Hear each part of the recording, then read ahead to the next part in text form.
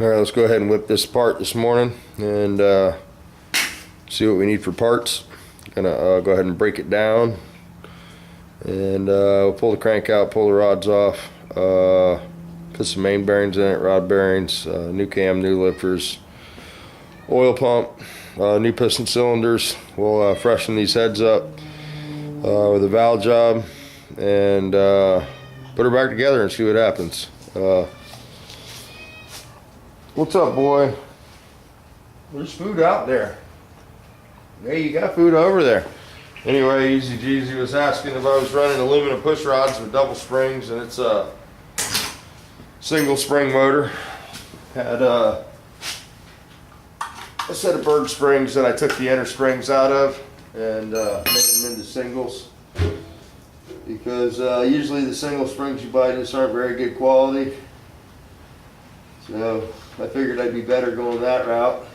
Done it before and had good luck, but I put some heavier valves in the motor, and the retainers were a little too heavy, and the combination of both, the spring can't keep up with the weight. So we'll make some adjustments and we can fix that. That's an easy fix. It was just it was an overlook on my part. But we'll get it straightened out now. These piston cylinders, I'm going to get rid of these because I don't really need these for this combination. Flywheel's tight in the stand, so this is going to be a pain. Make it happen though. So this has got the aftermarket clips in it. The original clips, you know, you just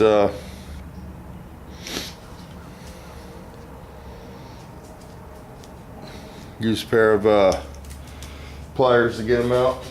Needle nose. Lost for words there for a minute. But anyway, sometimes you can just take one out and slide the pin out. These are floating pins. You can see the piston hasn't had much heat down there on the top of it. This motor runs really cool. These are some old German mollies. Got the coating on them. Like I said, this is a forged set, so we'll actually this is a cast set. It's just a really nice quality German set. But we'll put these off to the side and put a new set on there.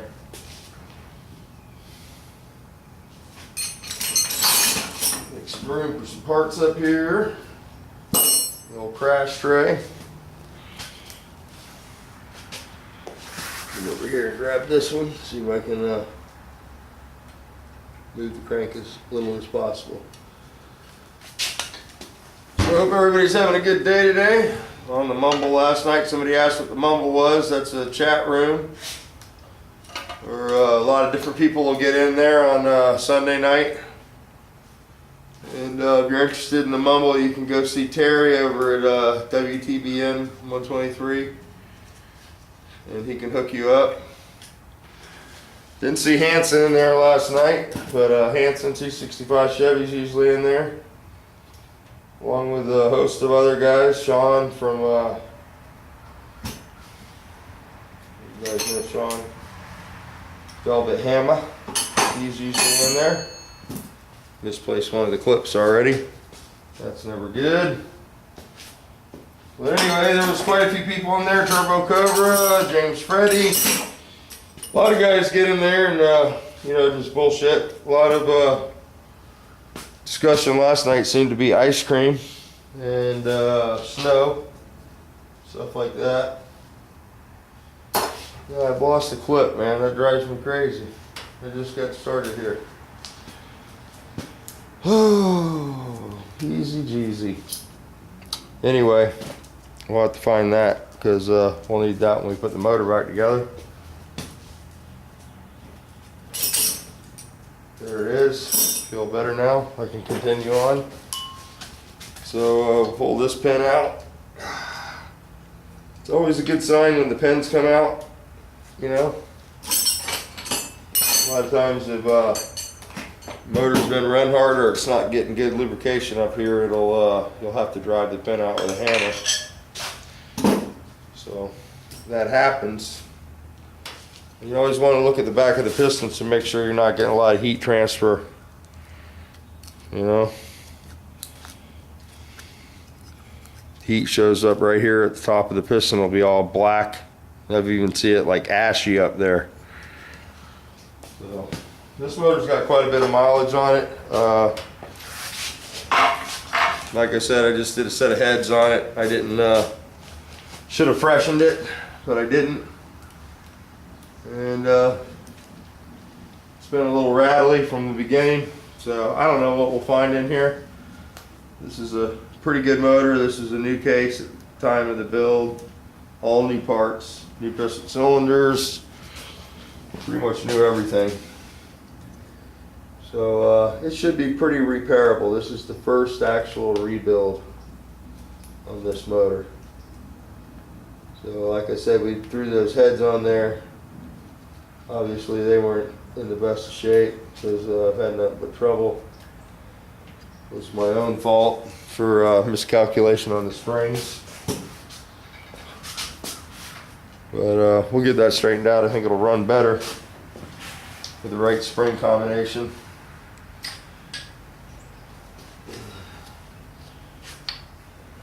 This pin's a little stuck here. Sometimes you'll get that.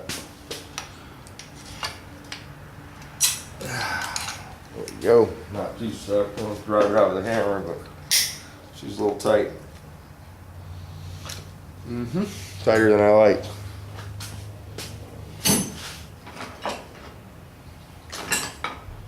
But anyhow, we'll get it apart here and see what's going on inside. But like I said, the mumble there, you get signed up over there, WTBM, Terry. He can hook you up. He's got a video on how to sign on to the server. It's free. Hanson pays it. Hanson pays the cost of the server cost. And it's pretty cool. Normally can get pretty good in there. I think the snow had a lot of guys beat down. It was sort of quiet last night. But you'll get that every once in a while. Fred from Just Hoggin' was in there. It's good to talk to him. It's cool to see him in there. And you know, there's usually a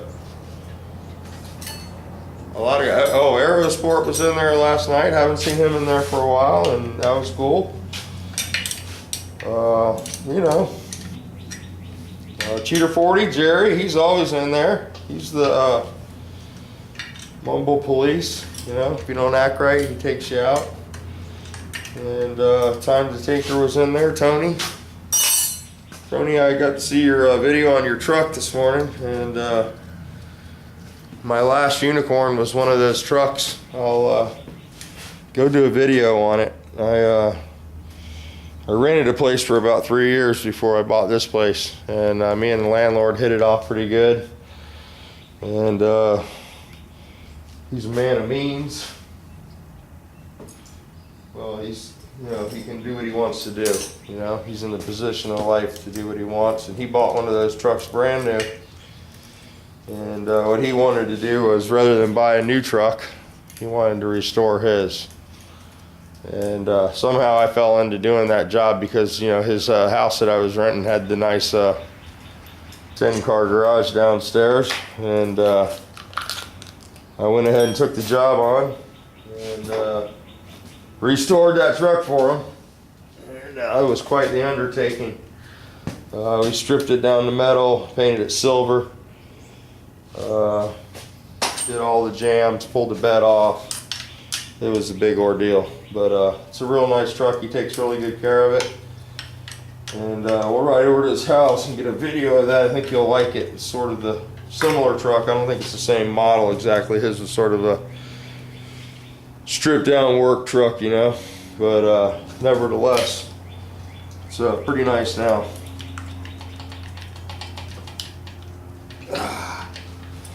Distributor's loose. That shouldn't have been loose.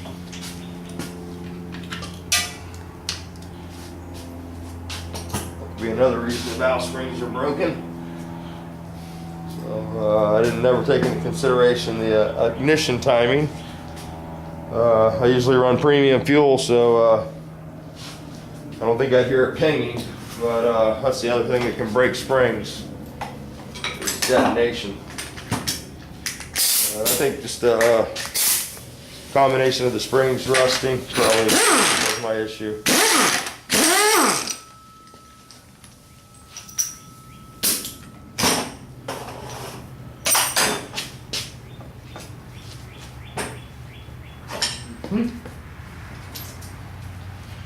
Anyway,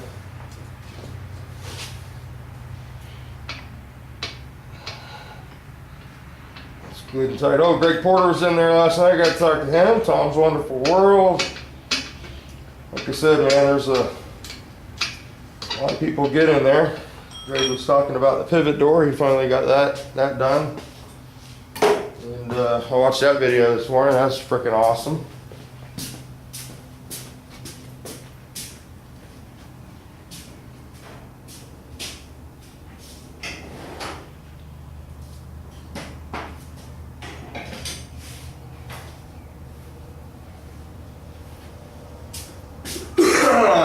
Chuck stopped by. Chuck. Yep, he's doing good from his recovering from his surgery there on his leg. It's always fun.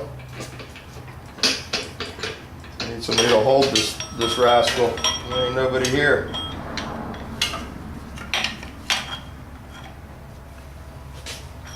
My stand's wobbly. I'll get it. It should fly onto the floor any minute here. You gonna catch it, smokers? Can you get it for me? It's a scat pulley. They sort of fit snug. And the old Santana pulleys used to fit even snugger. What is it, boy? You got food over there? Come on. Come on. There we go. Don't want to damage the pulley. That's an expensive piece.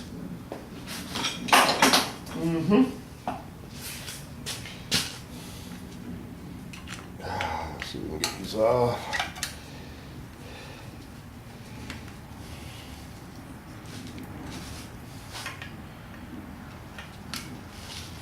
So this is a very mild cam in this motor, AP3.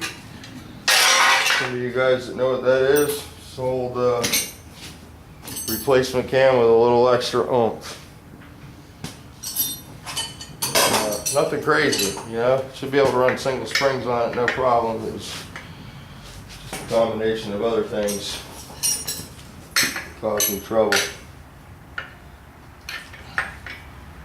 Of course, I'm not going to have the wrench for that. Of course.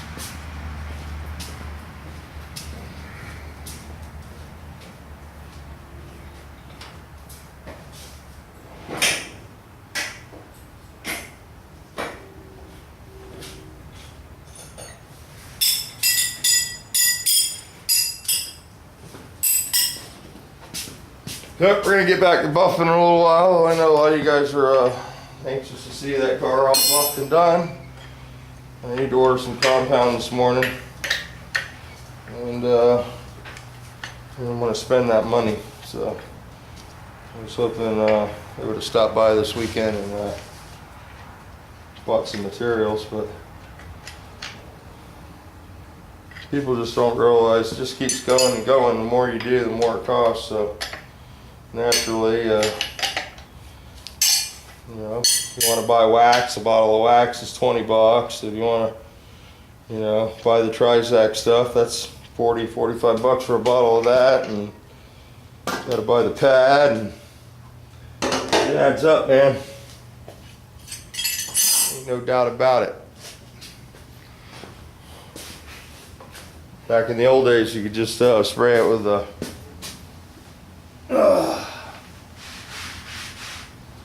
enamel and you were done. So we got the pulley off. Well, next thing we'll do is zap that bird pump cover off of there. And, get that out of the way.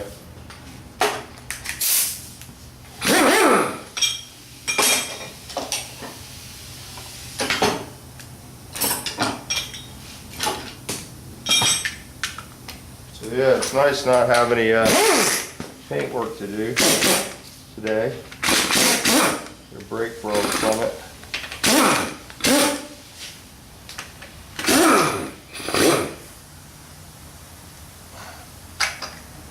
Yeah.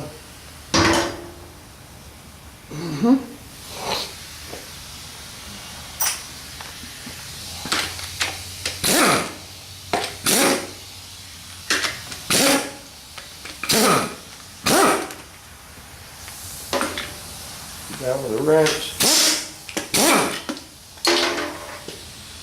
Nuts going everywhere.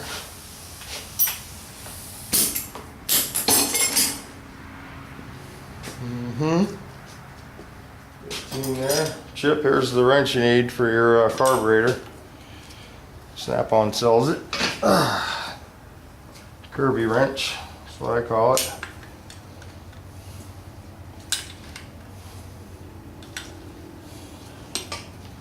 So the chip, whenever you want to do that, you just let me know. Bring both your cars over here, you're busting your car, and we'll take care of that for you. It's a one-day job probably, you know. Of course, you'll be tired of me at the end of the day, but we'll get that done. And I think you'll be much better off that way. So,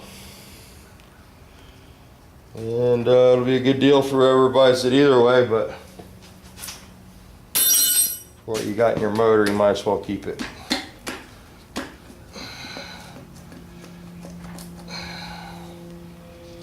So there should be a spring washer under every bolt.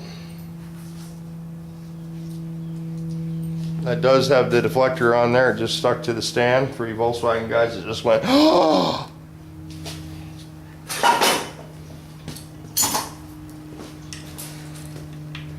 Anyway, I was talking to Greg Porter last night, and all kidding aside, Greg, you should just be just fine driving your car, you know. Of course, preferred method is the tow bar if you're going cross country, just because of the mileage and the cycles and the, you know, the possibilities of stuff that can happen on a motor that's been modified.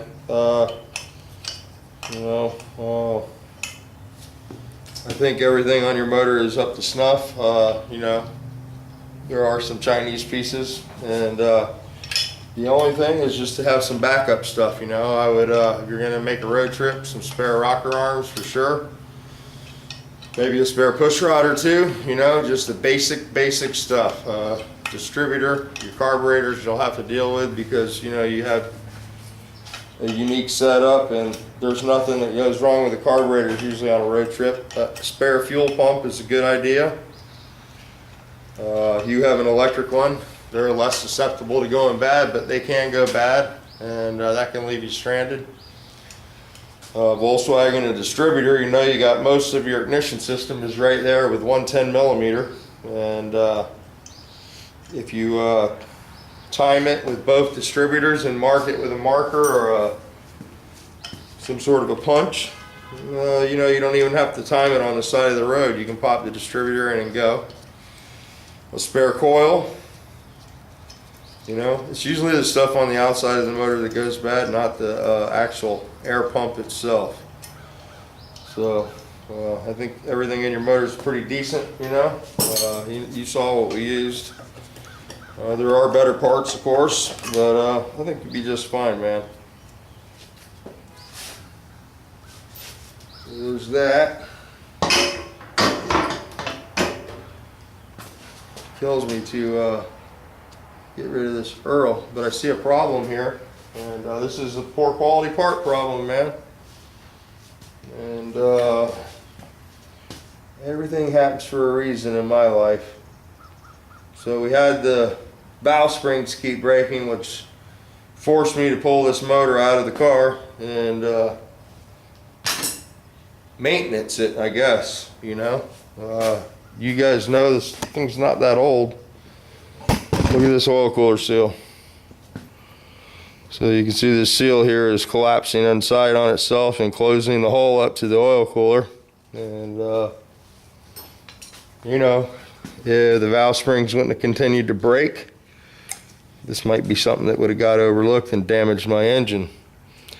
So this is something you have to have, is oil flow to the cooler, and this is just another example of a, you know, a part gone bad here. Just a little 20-cent seal that could really cause a problem. You can see how the seal's swelling inside the passageway, and normally what happens is it swells all the way shut, and if that doesn't kill it, this piece will break loose and lodge into one of the oil feed holes to the main bearing or cam or somewhere in the motor that needs lubricant. So that was a big save there. We'll try to get our hands on some better quality seals. That's what the passageway should look like, and that's what we're dealing with on that one. So good thing we were just driving, well, we drove it around and it never seemed to get hot, but it is the cool time of the year. So that's interesting. That's the kind of stuff you just can't foresee, you know. That's why I like to look at these a lot and see what's going on, and, you know, be vigilant is all I can tell you. Doesn't matter who builds it. You know, stuff like that's just beyond the mechanic's control right there. So you buy the best quality parts you can. Gasket kits are one of those things that have really deteriorated in quality over the years, man.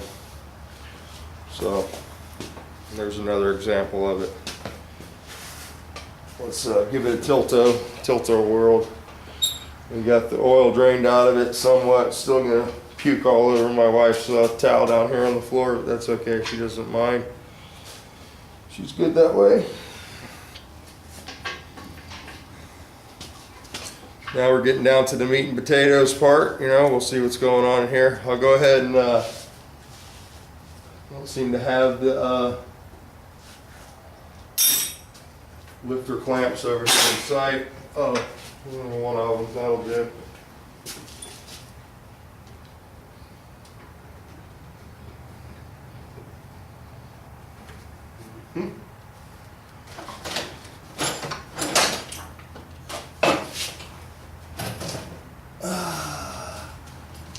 Yep, I need to get organized a little bit, but you know, you want to put the lifter clamps in there. We might reuse them. I'm expecting the lifters to be not in really good shape on this one. I did have sort of a lifter noise, you know, cluck, cluck, cluck, cluck, cluck, cluck, cluck, cluck. Not a ticking, but a knocking, the speed of the cam. There's a difference between the speed of the cam and the speed of the crankshaft. We both turn at opposite speeds, so you can get used to hearing the differences. Here we go.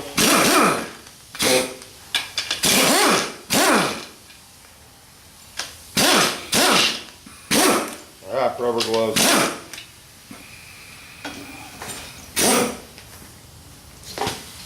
Rubber gloves will get you.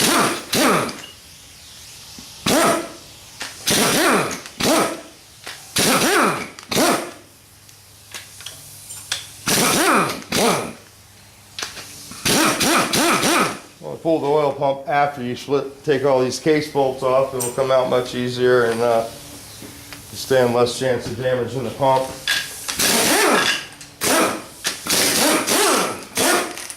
Oh, I hate gloves, man. I like the clean hands.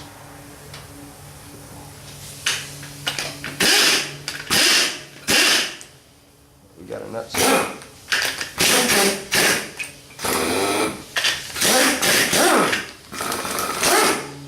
That hurt. Oh, what's worse, sturdy hands or hands that get caught up in these gloves?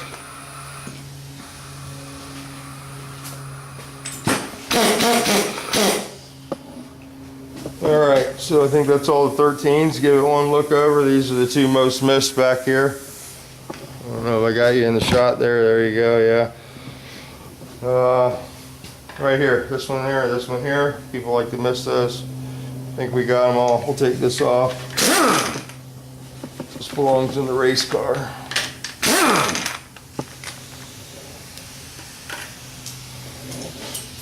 Oil temperature sensor. Every once in a while there's a nut on the back side over here from coming from the other way, a 13. Make sure you get that. We got it. And we'll go on to the bigger nuts now. It can either be a 17 or a 19 millimeter, depending on what you got on there.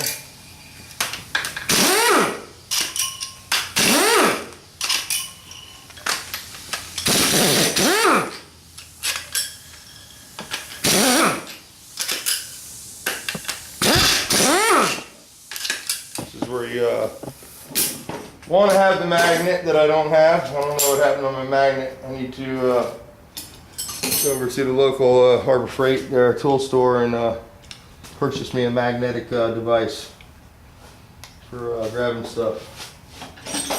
So now we're going to knock the fuel pump out of the motor.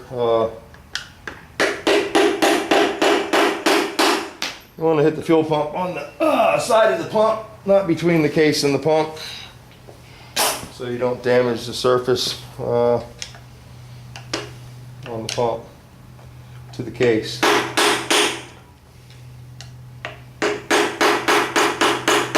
You got that coming out, and then you can just give it a little wiggle and it should come out the rest of the way by hand, like so. It's a Shattuck pump, 30 millimeter. It's full flow, plugged on the one side. We'll probably unplug this pump and de-full flow the case because we're not utilizing the full flow system on this motor. Okay. Or we might just add a cooler to it and leave it in place. So let's try to get some of these washers up. Magnet's good here. Like I said, I don't know what happened to my magnet, sort of misplaced it. And that's what happens when you don't put your stuff back into place every time. I realize this. Now once you have all the case bolts free from the case, we have to take the strainer off because the case ass won't separate with that on there. So let's do that next, and then we'll take a look inside this bad thing.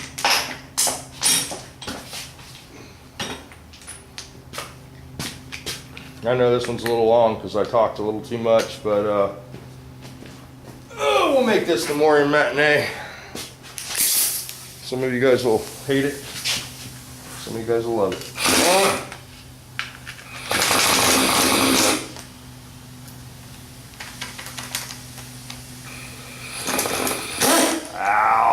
Damn it, man. No luck with the gloves, guys.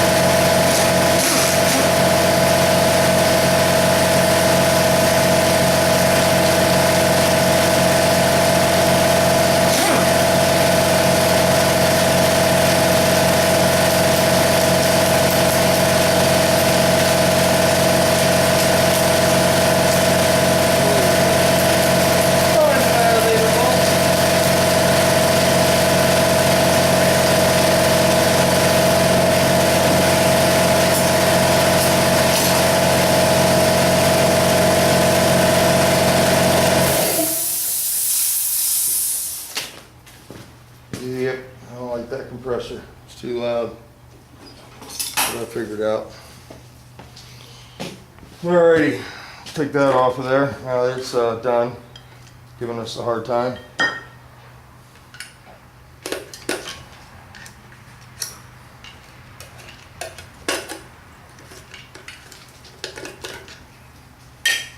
go.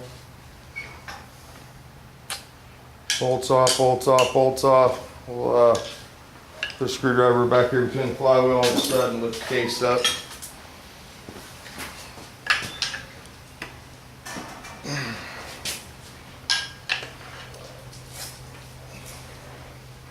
Make sure I got all the bolts because it's awful tight.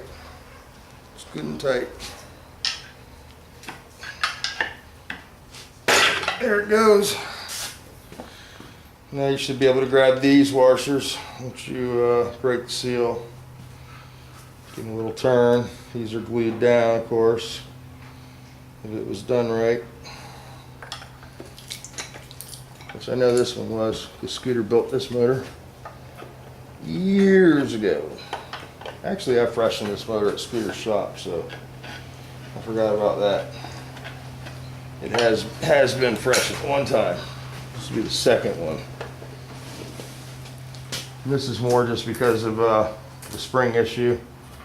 Just going to go ahead and take a look inside and see what's going on. We've already found that oil cooler issue, so that was good. That'll save us down the road from being on the side of the road. Overheated with something melted.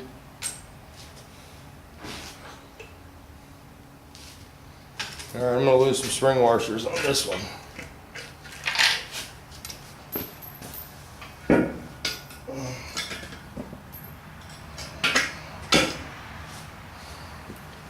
And the lifters actually look really good.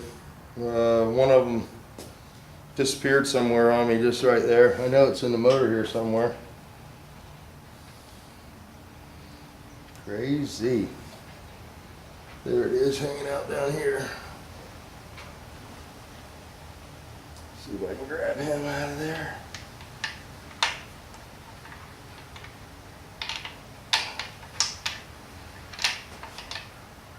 Oh, come on. Give it up. There it is. Yeah, man, these lifters look beautiful. They're Wiseman German. Yeah, we'll probably go right back with those. And we'll go ahead and pull the cam out next. This is motor's got double thrust bearings. And this is a C35 scat, which is a fairly small cam. You know, it's not a large cam. But it's got a nice sound to it and it makes pretty decent power. You guys rode in the car. Cam's beautiful. Nothing wrong with the camshaft. We will reuse that again. You can see the cam bearings are like brand new in this. Lifters are just gorgeous. Beautiful, beautiful lifters. Late model case has a plastic plug in the back. I don't know if a lot of you guys have seen those yet. It's a black plug coated. Next, we're going to go ahead and grab the two rods.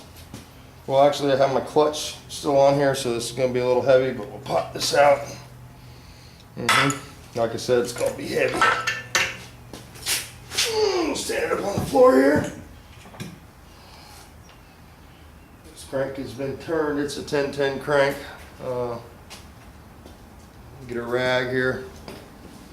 Take a look at those main bearings.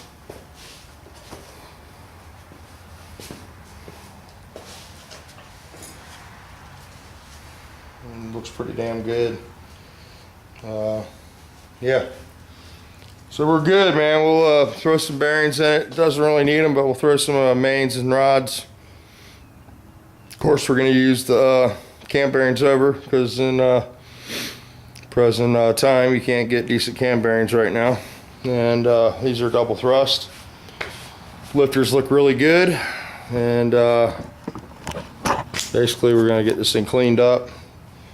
I'll go ahead and break that down and we'll reassemble, and we'll be back getting ice cream with this Wednesday. So that's where we're at. That's the 1600 torn down. So if anybody tells you that it's not 1600, you guys saw it. It's definitely 1600, non-counterweighted, nothing special. So that'll make some of you feel worse. And that's just how it is. You know, gotta get your shit correct. But anyway, we'll fix the spring problem and be back having some fun. New piston cylinders for sure. We'll go ahead and retire those. And I got a brand new set in the house. I got a brand new set of pistons up here, but I think we'll go ahead and do the pistons and the cylinders. Like I said, nothing beats brand new. I'll go ahead and start rounding the parts up for this, and yeah, once I get everything rounded up, we'll do an assembly video. Won't take long to put this together, and hopefully that'll be tonight. And I'm gonna go blow some air in the tire over here and start buffing.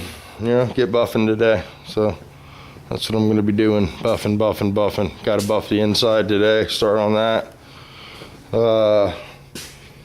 Turbo Cobra is asking me what I was using on this. I don't think he makes it to the end of the video, but if you do, buddy, here's the this is the polish, Silver Sail 3-in-1 single polish system. SS123 is the number. It's waterborne approved, body shop approved. You know, it's all that solvent free stuff. And I started with that with the red pad, and then I went to the number 2 3M dark color glaze right there. That number is 06064. And after I get that with the black pad and get it all wiped down, we'll hit it with the Trizac pad and the Trizac polish, and that'll be it for this one. And then, you know, probably 30 days or so, we'll go down there and do a good wax job on it to protect it, you know, that way. So you never want to wax a fresh paint job or seal it, because what it does is it seals all the solvents in and it can't escape, and sometimes you can create yourself some issues if you go to a wax too soon with a fresh paint job. So those are the only 2 steps I've taken so far: the Silver Sail polish with the red pad, and then the black pad, and then the next step will be the Trizac pad. So, and I sanded it with 2500 was my last sand. 1500 is what I started with. I made it sort of flat with that, and then I hit it with the 2000 to get the 1500 scratch out, and then I went over it with 2500 and all these little you know, the crevices and the flats and stuff where I didn't want to really get aggressive with the sanding. So that's what I did. The 2500 seems to buff up pretty nice. I definitely want to, I got some Trizac dry film, but I was just scared to try it on this car, man. I just went with a wet system and kept the water real clean and just don't want any trouble. So I have used the Trizac on customer cars, you know, just regular everyday cars, and it does work very well, and it does shorten the buffing time by quite a bit. So all right, guys, another beautiful day in Florida. I hope you guys are starting to turn around on the weather up there and get dug out a little bit, and push that record button today. We'll see you guys later.